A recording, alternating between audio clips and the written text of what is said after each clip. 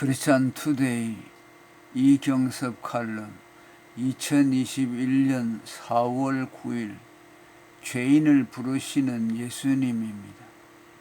예수님이 내가 의인을 부리러 온 것이 아니요 죄인을 부르러 왔노라고 한 것은 단지 실제 죄인을 부르러 왔다는 말이 아니라 실제 죄인이면서 자신이 죄인임을 인정하는 죄인을 부르러 왔다는 말입니다. 만일 예수님이 자기가 죄인임을 인정하지 않는 죄인까지 부르러 왔다면 이것은 모든 인류를 부르러 왔다는 말이 될 것이고, 따라서 인류는 한 사람도 빠지지 않고 다 구원받아야 합니다. 이는 모든 인류는 다 죄인이기 때문입니다. 두 질문, 자신이 죄인임을 인정하는 죄인을 부르러 왔다는 말엔 두 가지 질문이 따릅니다. 먼저 인간 안에 죄인됨을 각성하는 능력이 있다는 말인가 이다. 연장성산에서 주어지는 두 번째 질문이 인간이 자기의 죄인됨을 인정하지 않으면 하나님의 구원 경륜이 펼쳐질 수 없다는 말인가 입니다. 대답은 둘 다 노입니다.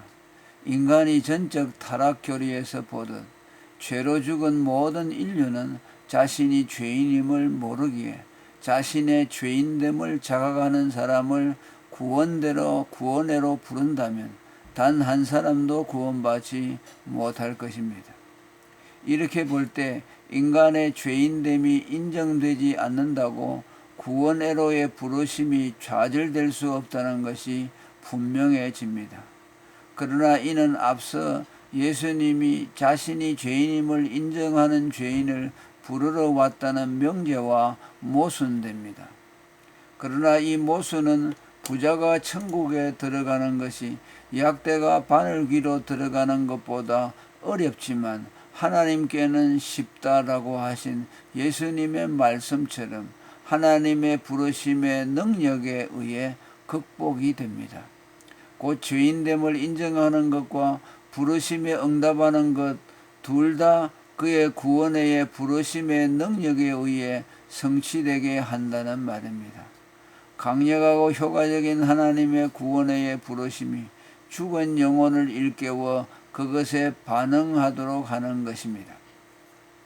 비유컨대 죽어 무덤에 장사된 나사로를 향해 나사로야 나오라 했을 때 죽은 나사로가 그 말을 듣고 수족을 베인 채로 배로 동인 채로 무덤 밖으로 걸어 나오게 한 것과 같습니다.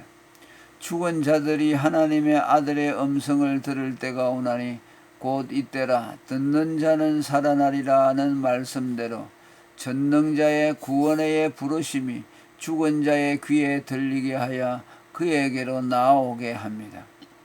이는 창조시 하나님이 들을 귀가 없는 무존재를 향해 있으라고 말씀하시니 그대로 생겨났던 것과 같은 이치입니다. 무존재가 하나님의 음성을 듣고 존재하게 됐듯 강력하고 유효한 구원의 부르심은 죄로 죽어 들을 귀가 없는 죄인에게 들려 그에게로 나오게 합니다. 따라서 하나님이 자신이 죄인임을 인정하는 죄인만 부르신다는 것은 하나님이 죄로 죽어 자신이 죄인임을 모르는 죄인으로 하여금 그것을 알게 하여 그에게 나오게 하신다는 뜻입니다.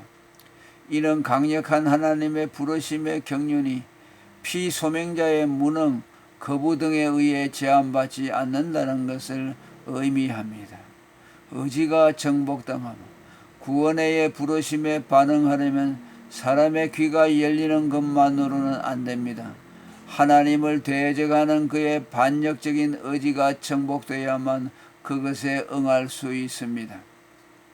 물론 귀가 열려 자기의 죄인됨을 알면 자연히 그리스도께로 나온다 하고 나올 수가 있습니다. 그리고 그 반대의 경우도 있습니다. 이런 점에서 죄인됨의 자각과 그리스도께로 나오면 별개가 아닙니다. 성경이 무지와 완고함을 병용하거나 상호 인과관계에 두는 이유도 여기에 있습니다. 저희 총명이 어두워지고 저희 가운데 있는 무지함과 저의 마음이 굳어짐으로 말미암아 하나님의 생명에서 떠나이도다. 에베소서 4장 18절. 여기선 구태여 둘을 구분해 후자의 초점을 맞추고자 합니다. 하나님께서 아브라함에게 너는 너의 본토 친척 아비집을 떠나 내가 네게 지시할 땅으로 가라고 했을 때 그가 갈 바를 모른 채 떠났던 것은 그의 의지가 하나님께 정복된 결과입니다. 예수님이 배에서 그물을 깁는 야고보와 그 형제 요한을 보시고 그들을 부르시니 저희가 곧 배와 부친을 버려두고 예수를 쫓은 것이나 세관에 앉아있는 마태를 보시고 나를 쫓으라 하시니 그가 일어나 쫓은 것은 모두 그의 부르심의 의지가 정복된 결과입니다. 사도 바울은 이런 죄인의 정복당함을 모든 이론을 파하며 하나님 아는 것을 대적하여 높아진 것을 다 파하고 모든 생각을 사로잡아 그리스도에게 복종하는 것이라 표현했습니다. 믿음을 선물이라 함도 인간 임의로 그것을 가질 수가 없고 하나님께 의지가 정복된 자만이 가질 수 있기 때문입니다. 거듭남 역시 그리스도께 복종할 수 있는 새로운 존재로의 출생을 의미합니다. 새 영을 받아 거듭난 자만이 그리스도를 받아들입니다. 새 영을 너희 속에 두고 새 마음을 너희에게 주되 너희 육신에서 굳은 마음을 제하고 부드러운 마음을 줄 것이며 또 내 신을 너희 속에 두어 너희로 내 율례를 행하게 하리니 너희가 내 규례를 지켜 행할지라. 에스겔 36장 26절에서 27절까지. 부르심에 응답하지 못하는 이유, 죄인됨의 자각과 그리스도께로 나아감만이 하나님 역사의 결과물이 아닙니다.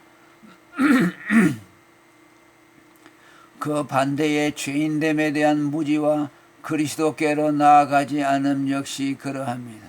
이사야 선지자는 이스라엘의 무지와 불신앙을 하나님의 경륜 탓으로 돌렸습니다.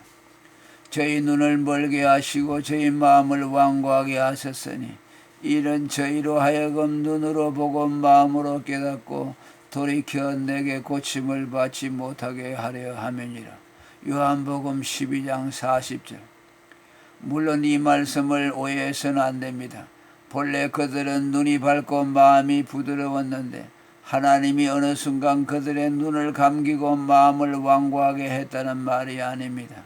유기의 교리가 의미하는 바 뭔가의 추가가 아닌 본래의 무지와 완고함을 내버려 둠을 의미합니다.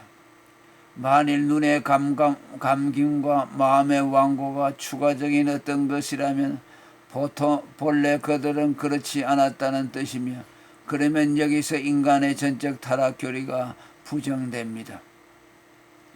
이는 어떤 것이 추가인 구원의 부름에 대한 예시 구절들과 대비시키면 그 의미가 더욱 뚜렷해집니다. 어두운 데서 빛이 비치리라 하시던 그 하나님께서 예수 그리스도의 얼굴에 있는 하나님의 영광을 아는 빛을 우리 마음에 비치셨느니라. 우리 주 예수 그리스도의 하나님 영광의 아버지께서 지혜와 계시의 정신을 너희에게 주사 하나님을 알게 하시고 하나님이 불택자들에게는 어두워지고 완고해진 상태 그대로 내버려두는 소극적인 경륜을 택자들에게는 어두워진 눈을 여시고 완고해진 마음을 자야 그에게로 돌아오게 하는 적극적인 경륜을 펼치십니다. 그리고 그 적극적인 경륜의 중심에는 예수 그리스도의 대속의 공로가 자리합니다. 할렐루야. 오늘은 여기까지 하겠습니다.